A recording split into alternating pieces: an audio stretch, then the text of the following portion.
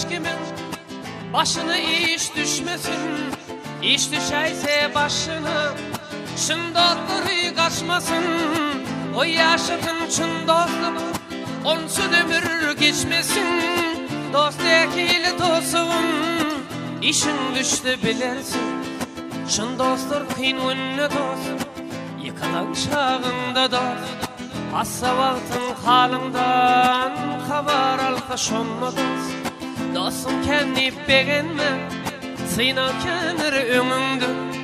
Şın dost kalar yanında bir senin yerinde.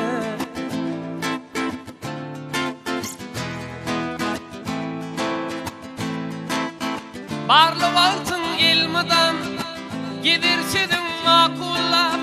Yanında kim rab olur işinde avraydılar. Yıkılaysan büdüreysen yolunda gelmez burcu soruvlar. Dost ekili dostun büdüren de bilirsin. Senin dürhan gidince sen sayanda gidilir. Sonra salamın alman senin yedin soğudular. Anlanmak hiç olur ha, olur dost olmadılar. Dost ekili dostun kıyın önünde bilirsin.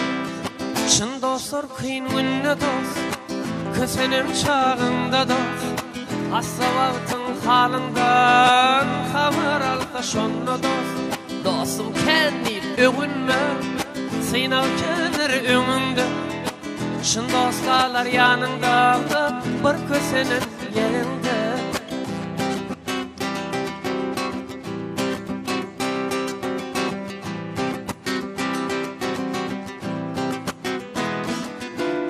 Gitse baylık devletim yakın dostlarım kaçtı. Sen yeke bulup kalsan kamlanıp gönlüm çöker. Şunu dilin kilteli süyüşü günlerim geçer. Dost ekili dostumun ana şunu bilersin. Aydın silir mi onun bir sana Allah yakın. Hem atağının yakın uyandığın çiğin yakın. Üyüm duyan yollusun oğlum kim kıydın yakın. Kim sana yakınlığın kıyın önünde bilirsin. Şın dostlar kıyın önüne dost yıkılan çağında dost.